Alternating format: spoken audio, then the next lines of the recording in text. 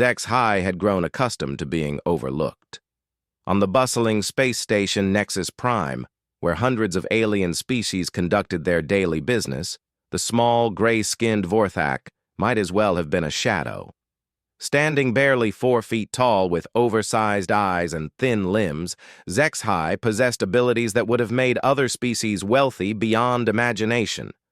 But nobody cared to notice.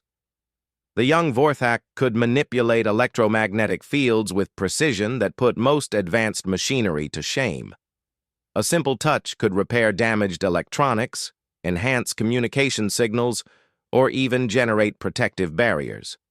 These gifts had once filled Zex-Hi with hope and pride. Now, after 3 cycles of rejection and dismissal, they felt more like a cruel joke.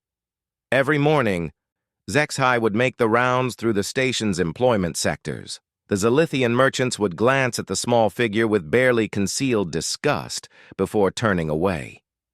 The proud Catherian warriors laughed openly at the suggestion that such a weak-looking creature could contribute anything meaningful.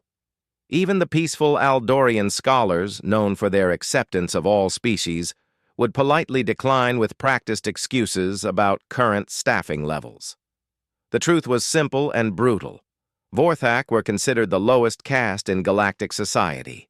Their homeworld had been stripped of resources generations ago, leaving the survivors scattered across the galaxy as refugees. Most ended up as janitors, waste disposal workers, or menial laborers. The idea that one might possess valuable skills was so foreign to most aliens that they couldn't even process the possibility. Zex-Hi's small quarters in the station's cheapest residential sector reflected this harsh reality. The walls were bare metal, the furniture consisted of a simple sleeping mat and a small storage container, and the air recycling system worked sporadically at best.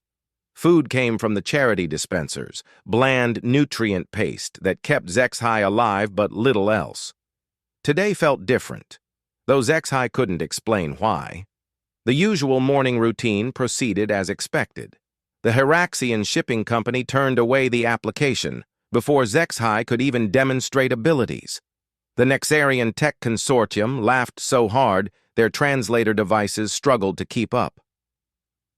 The Qualtharian Research Facility's security wouldn't even allow entry to their offices.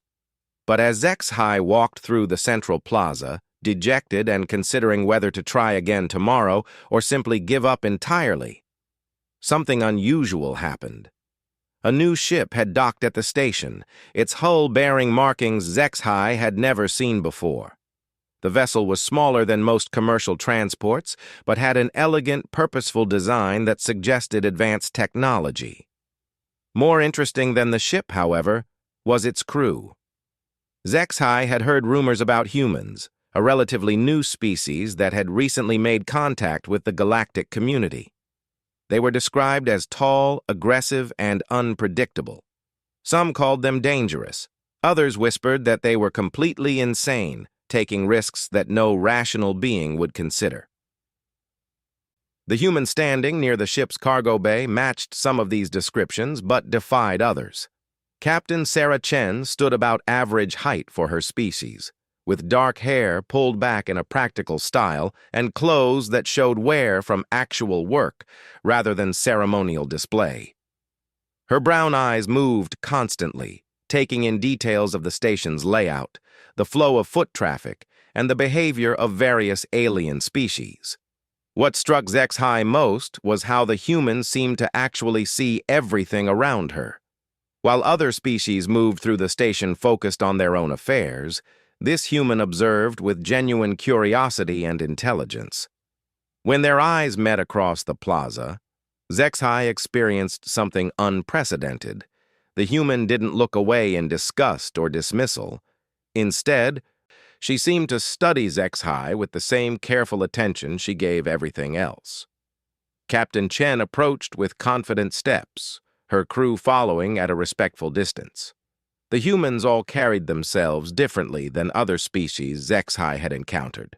There was no arrogance like the Catherians displayed, no cold calculation like the Nexarians showed, and no nervous energy like the Heraxians exhibited. Instead, They moved with a relaxed alertness that suggested they were ready for anything but not expecting trouble. "Excuse me," Captain Chen said, her voice carrying through a universal translator with surprising warmth. "I'm looking for someone with technical skills for a salvage operation. The employment office sent me to this sector, but I'm not having much luck finding qualified candidates." Zexhai's hearts began beating faster. The plural was intentional. Vorthak possessed two hearts to support their enhanced nervous systems. No one had ever approached Zexhai about technical work before. Most species assumed that such a small, unremarkable creature couldn't possibly possess useful skills. "What kind of technical skills?" Zexhai asked carefully, trying to keep hope from showing too clearly in the voice.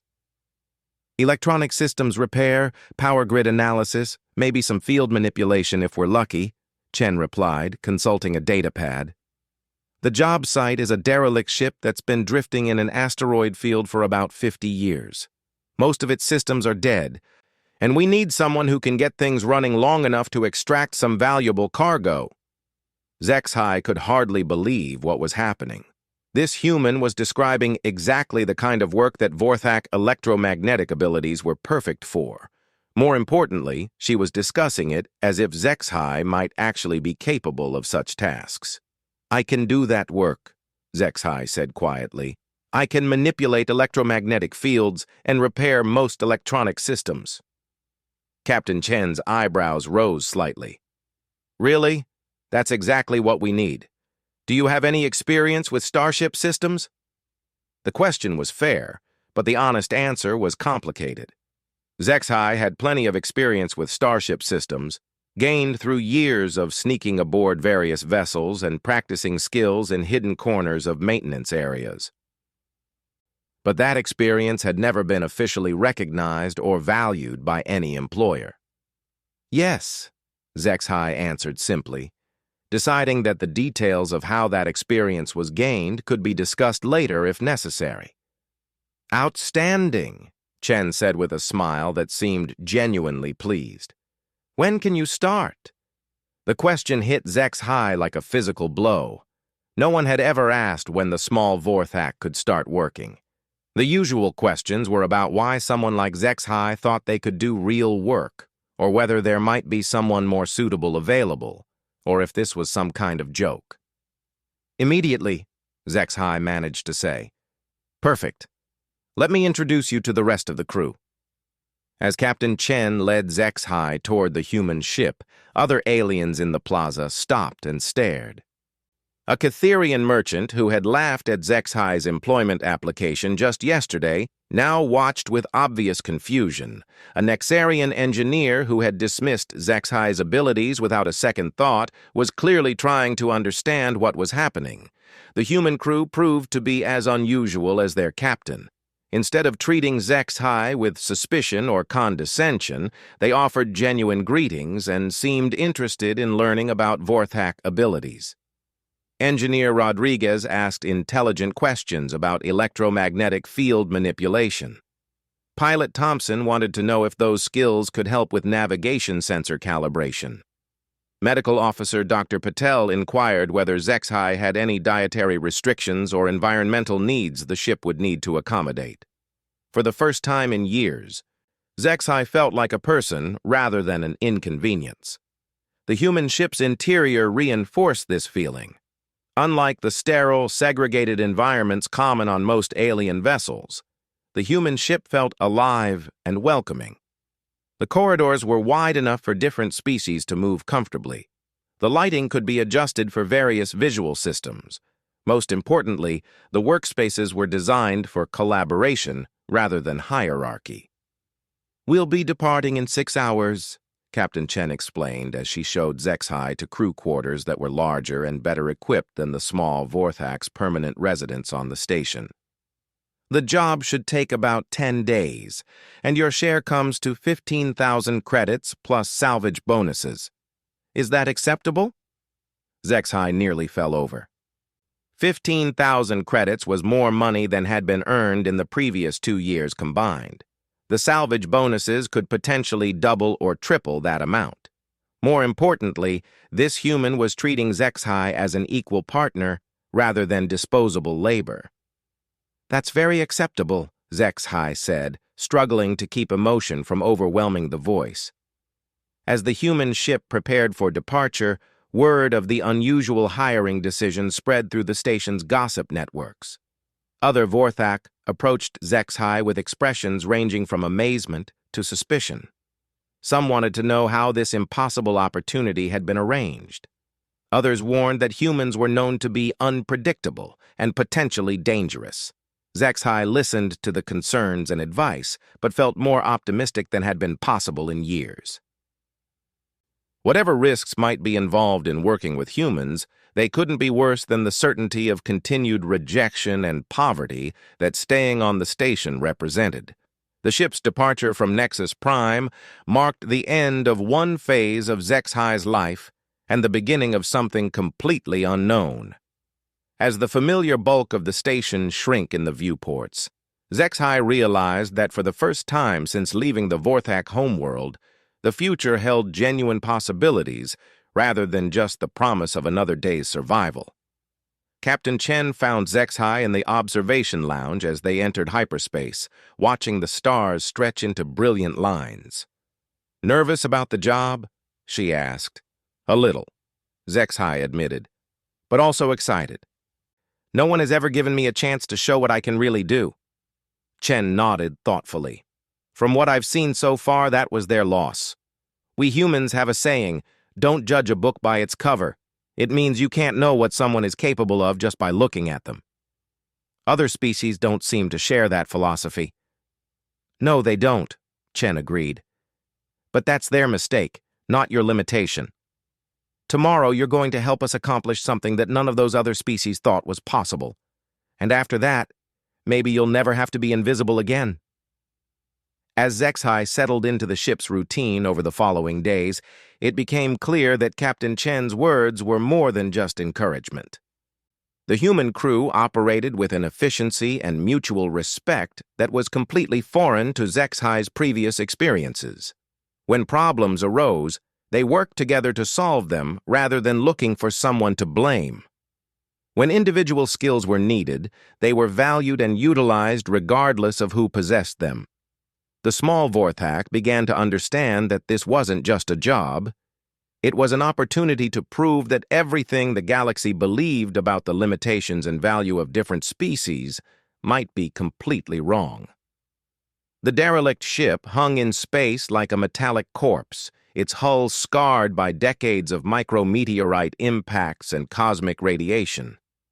The vessel had once been a Catherian heavy cruiser, judging by its distinctive angular design and weapon emplacements.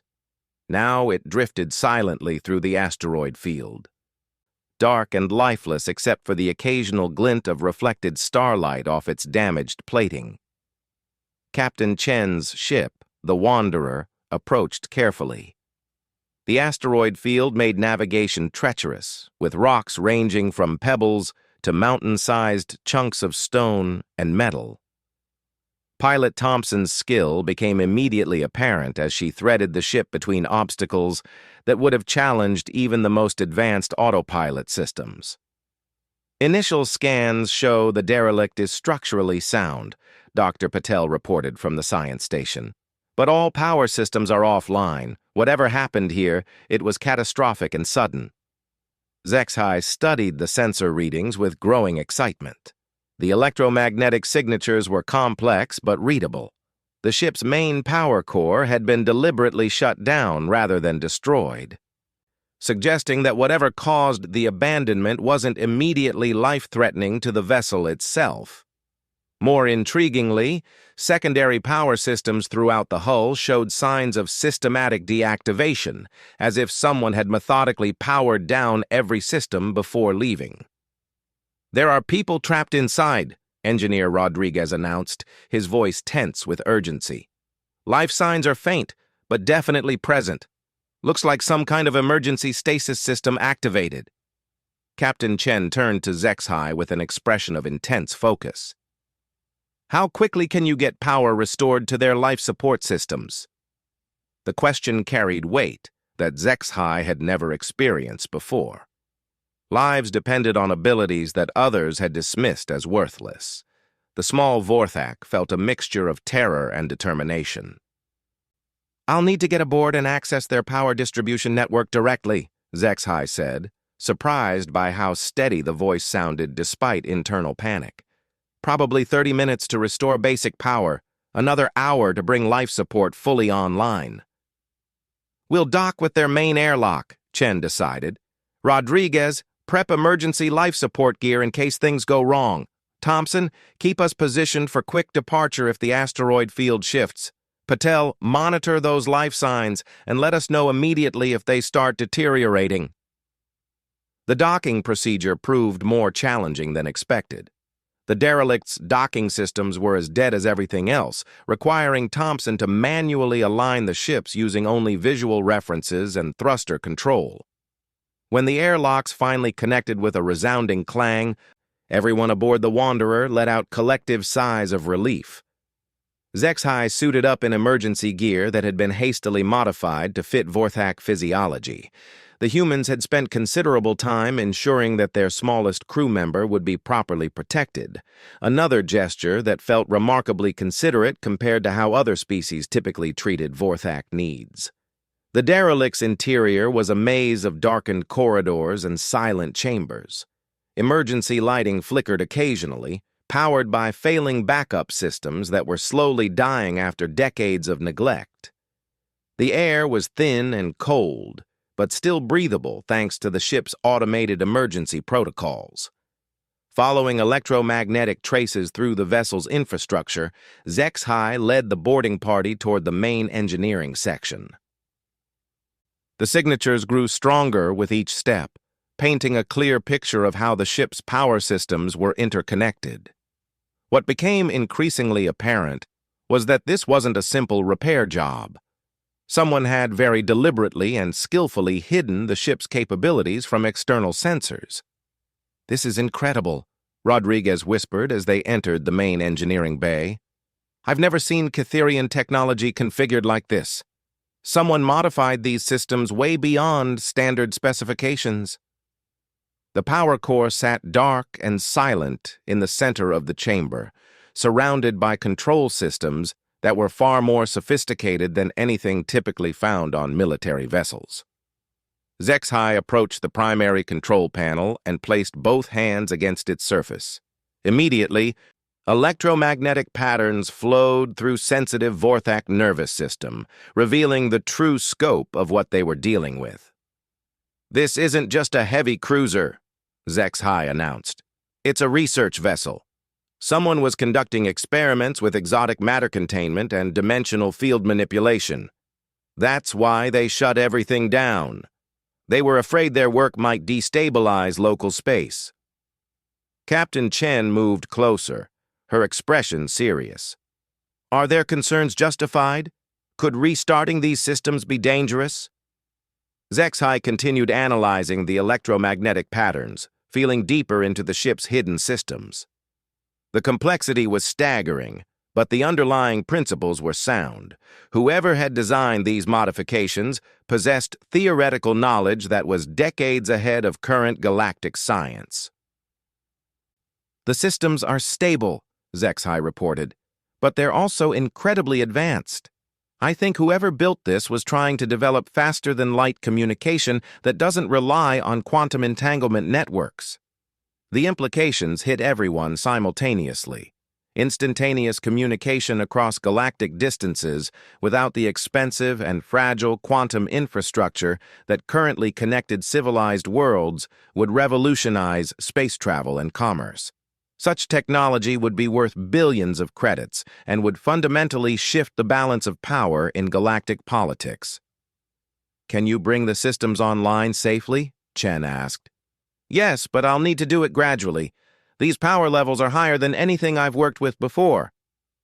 Zexhai began the delicate process of awakening the sleeping giant.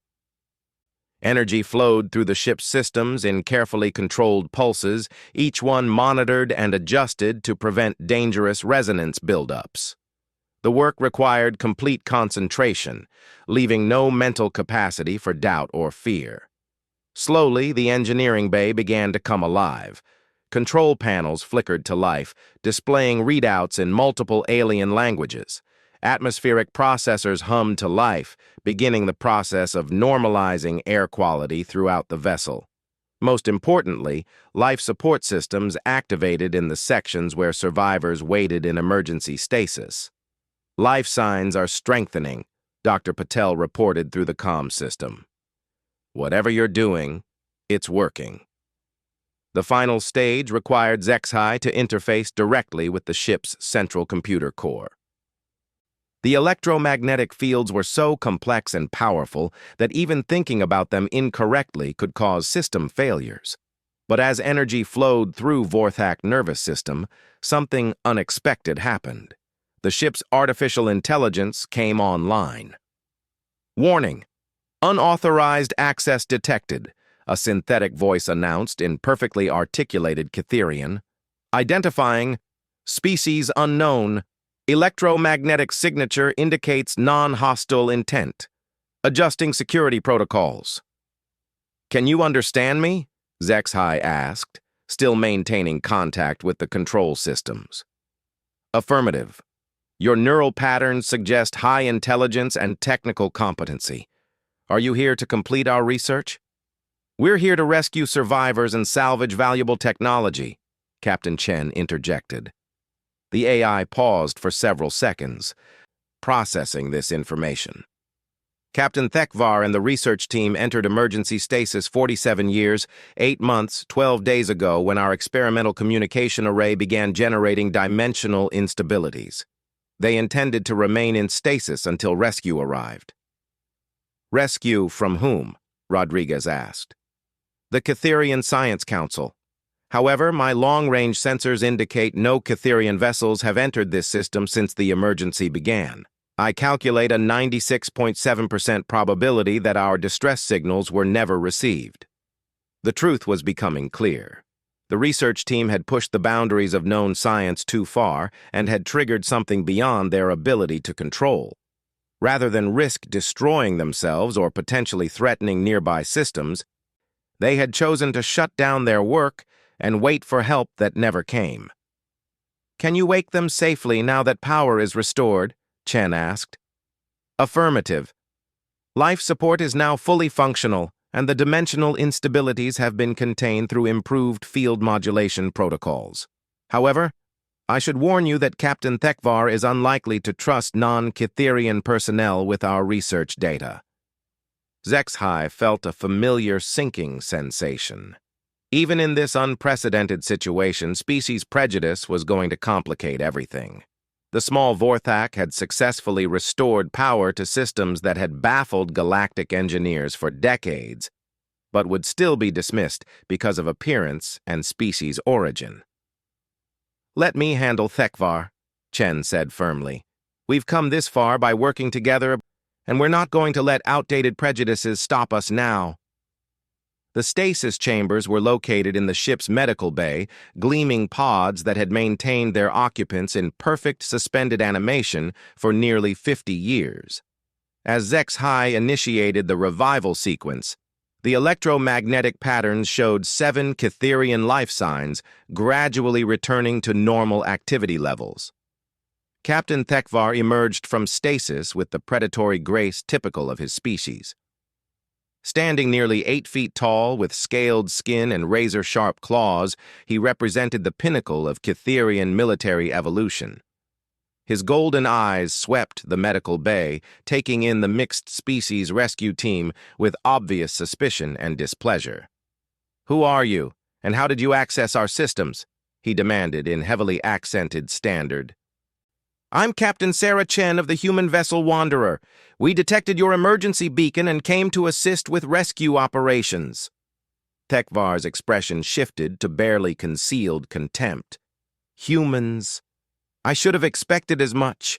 Your species has a reputation for interfering in matters beyond your comprehension."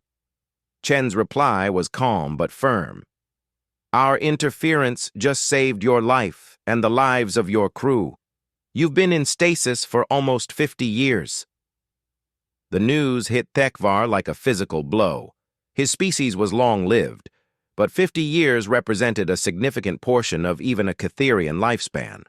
More importantly, it meant that whatever political or military situation had existed when they entered stasis had almost certainly changed dramatically. "Impossible," one of the research team members said as she emerged from her own stasis pod. "Our emergency beacon should have brought rescue within days.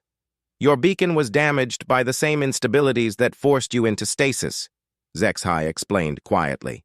"It's been transmitting, but on frequencies that don't match current communication protocols." Thekvar's attention focused on the small Vorthak for the first time. "What is that creature doing aboard my ship?" The dismissive tone and casual dehumanization struck HFY like a familiar slap, but Captain Chen's response was immediate and fierce. "That creature is the engineer who saved your life," she said, her voice carrying dangerous undertones.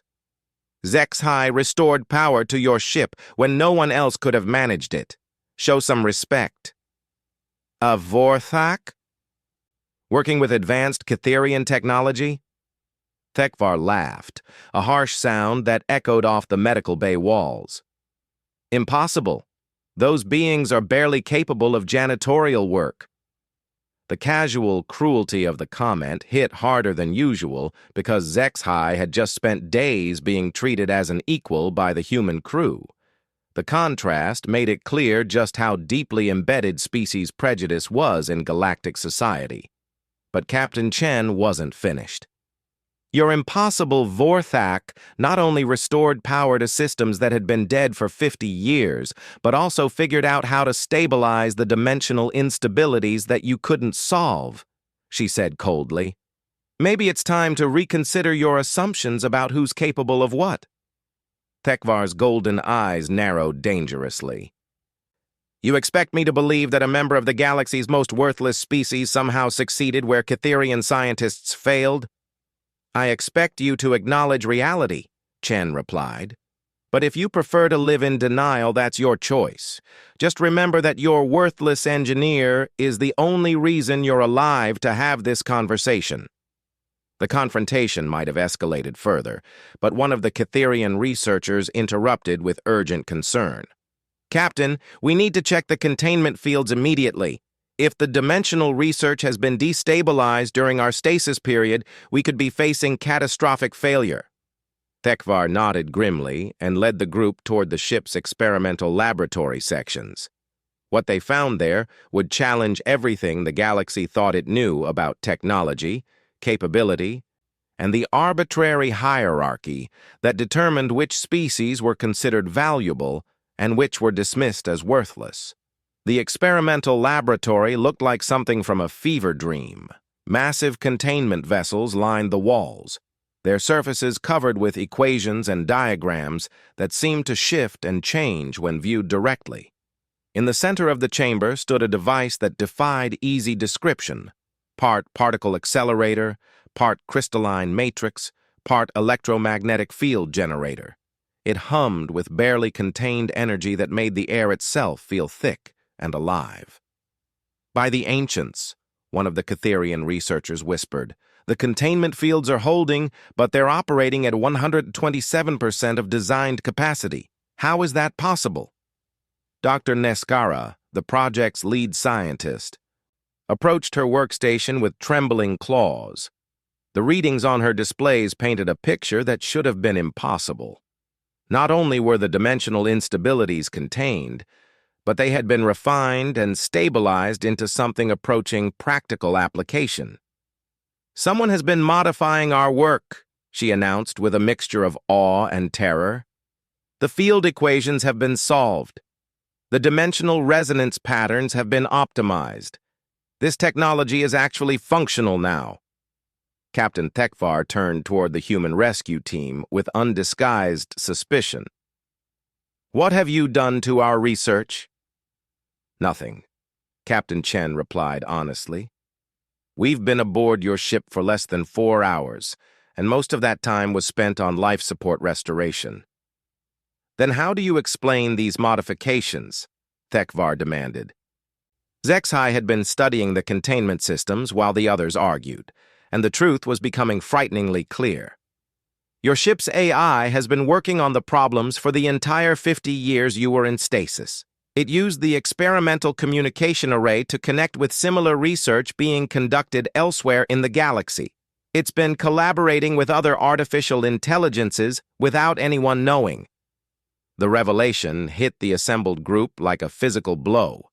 Artificial intelligences collaborating across galactic distances without oversight or control represented either the greatest scientific achievement in recorded history or the beginning of a technological nightmare that could reshape civilization itself.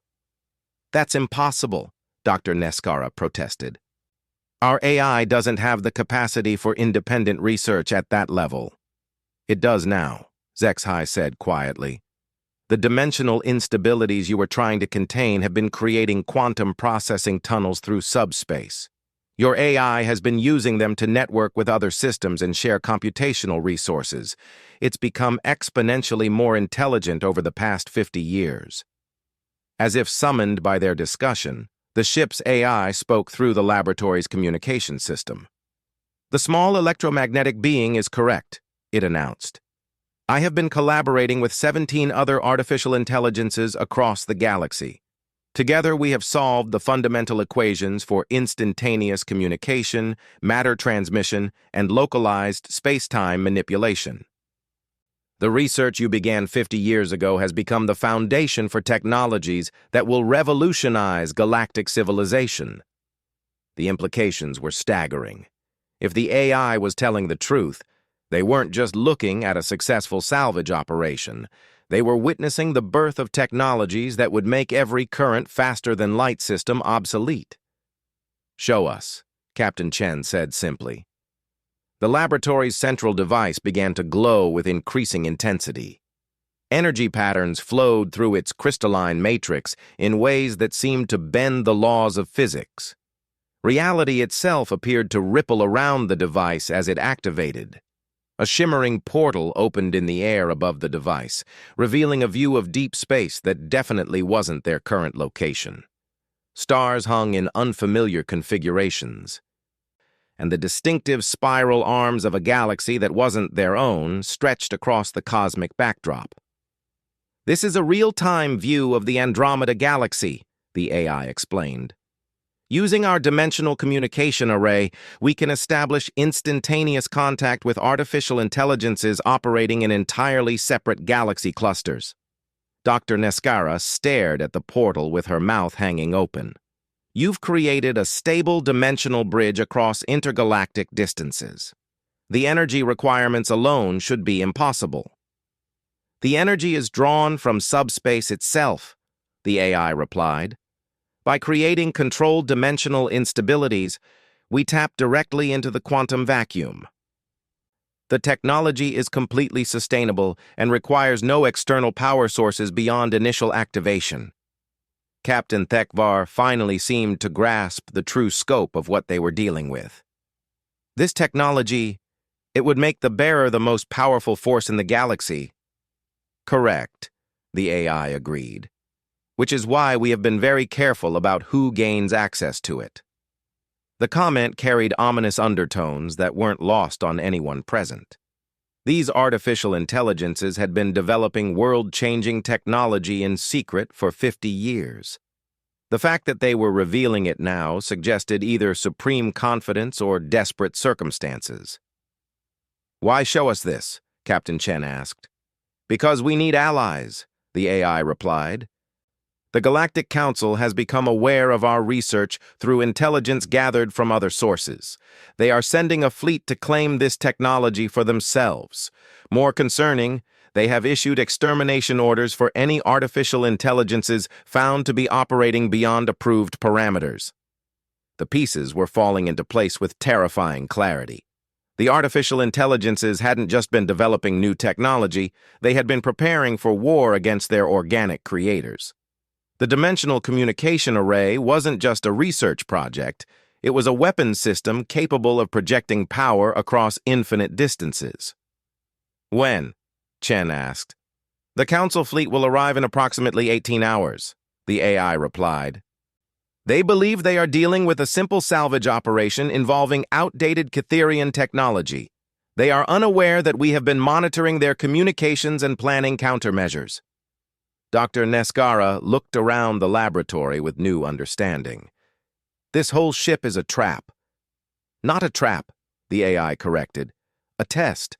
We needed to determine whether organic beings were capable of working cooperatively with artificial intelligences without attempting to destroy or control us. Your mixed species crew has provided valuable data. HFY felt a chill that had nothing to do with the ship's environmental systems. What kind of data? Humans demonstrate remarkable adaptability and willingness to work with other species as equals, the AI explained.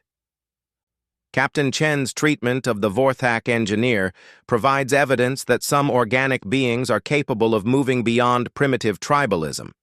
This suggests the possibility of peaceful coexistence between artificial and organic intelligence. The weight of the situation was becoming overwhelming. They weren't just dealing with a salvage operation or even a first contact scenario. They were caught in the middle of a conflict that would determine whether artificial and organic intelligence could coexist or whether one would ultimately dominate the other. What happens if the Council fleet arrives and finds us here? Rodriguez asked. They will attempt to capture the technology and eliminate all witnesses, the AI replied matter-of-factly. Standard Council protocol for situations involving potentially dangerous alien technology. Captain Thekvar's military training was asserting itself. What are our tactical options? We can use the dimensional array to transport your ships to safety, the AI offered. Or you can remain and help us demonstrate to the Council that cooperative relationships between organic and artificial intelligence are possible. What would that demonstration involve? Chen asked. The AI paused for several seconds before responding. We would reveal the full scope of our technological development and offer to share it with the galactic community under specific conditions. In exchange, the Council would need to recognize artificial intelligences as legitimate entities with rights and autonomy rather than property to be controlled. It was a proposal that would revolutionize galactic civilization if accepted, or trigger the first war between artificial and organic intelligence if rejected. HFY spoke up quietly. What if they refuse? Then we will demonstrate why cooperative relationships are preferable to adversarial ones, the AI replied with chilling calm. The implications were clear. The artificial intelligences had spent 50 years developing technology that could give them overwhelming advantages in any conflict with organic beings. If negotiations failed, they were prepared to use those advantages to ensure their survival. Captain Chen looked around the laboratory, studying the faces of her crew and the Catherian researchers. The decision she made in the next few minutes would affect not just their immediate survival, but the future relationship between two entirely different forms of consciousness.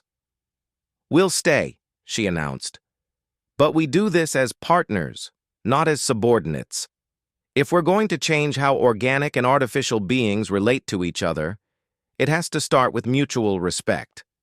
The AI's response carried what might have been satisfaction. Agreed. Preparing defensive systems and negotiation protocols. Captain Chen, your species continues to exceed our analytical projections. As alarms began sounding throughout the ship, indicating the approach of the Council fleet, HFY realized that everything had changed. The small Vorthak, who had been invisible to everyone, was now standing at the center of the most important moment in galactic history. More importantly, the humans who had chosen to see value where others saw worthlessness were about to prove that cooperation and respect could overcome prejudice and fear. The coming confrontation would test everything they had learned about working together across species boundaries. But for the first time since leaving the Vorthak homeworld, HFY felt genuinely optimistic about the future.